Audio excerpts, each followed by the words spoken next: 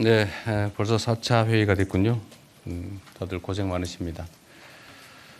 언제나 말씀드리는 것처럼 국가의 제1책무는 국민의 생명과 안전을 지키는 것입니다.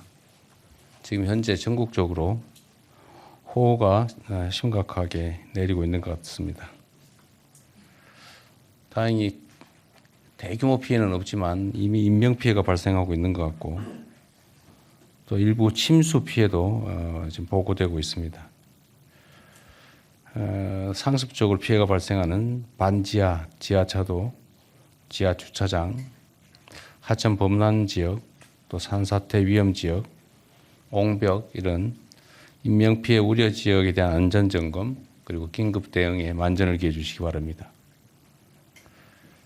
국민의 생명을 지키는 일에 작은 실수도 용납되지 않는다라는 점을 명확하게 말씀드립니다.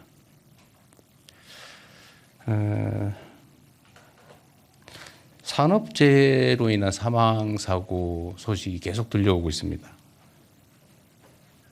근데 그 내용들을 보면 아니, 아직도 이런 사고가 이런 식으로 발생하나? 라는 생각이 들 때가 있습니다. 돈보다 생명이 훨씬 귀중한 것인데 일선에서는 생명보다 돈을 더 귀히 여기는 경향이 없지 않고 특히 안전을 비용으로 생각하는 경우가 상당히 많이 있어 보입니다. 우리 사회 풍토에 관한 것이기 때문에 기본적인 원칙들을 잘 지켜나갈 수 있으면 좋겠습니다.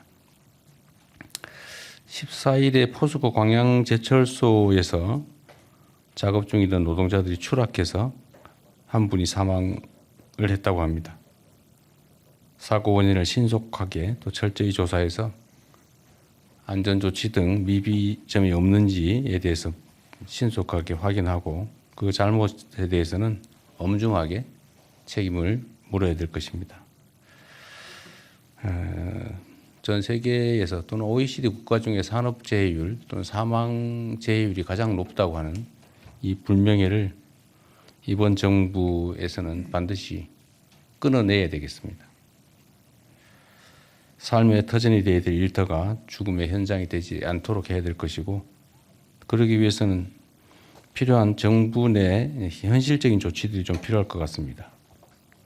한번 말씀드렸던 것 같은데 산업안전 업무를 실제로 담당할 근로감독관들을 약 한 300명 정도라도 신속하게 충원해가지고 또 예방적 차원에서 산업안전 조치를 제대로 하고 있는지 현장 점검을 불시에 상시적으로 해 나가시길 바랍니다.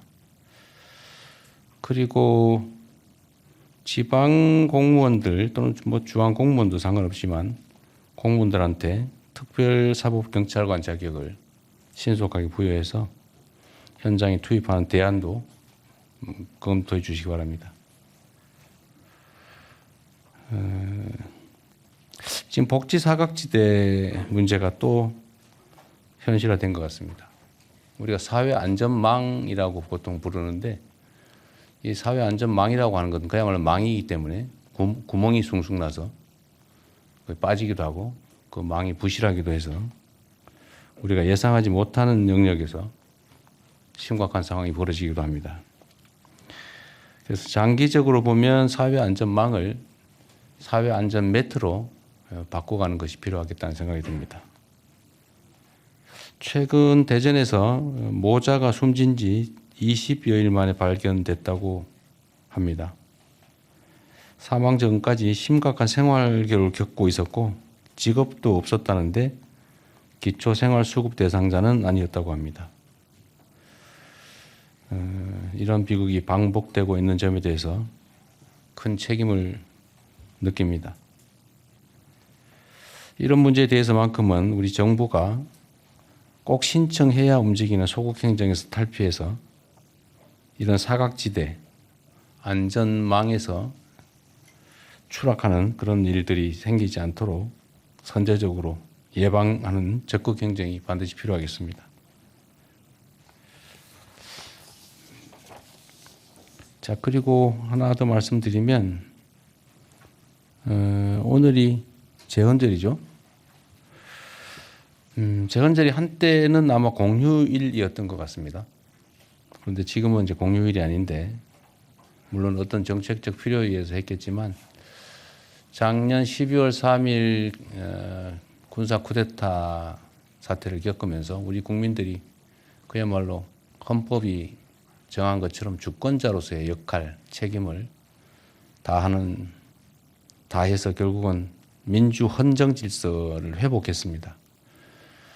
7월 17일 헌법이 제정 공포된 날을 기념하는데 소위 절로 불리는 국가 기념일 중에서 유일하게 휴일이 아닌 것 같아서 향후에 재헌절을 특별히 좀 기릴 필요가 있기 때문에 휴일로 정하는 방안을 한번 검토해 봤으면 좋겠습니다. 그래서 7월 17일 재헌절이 되면 국민이 국가의 주인이라고 하는 헌법 정신을, 국민 주권 정신을 한번 다시 되돌아보는 그런 좋은 계기로 만들었으면 어떨까 하는 생각이 듭니다. 이상입니다.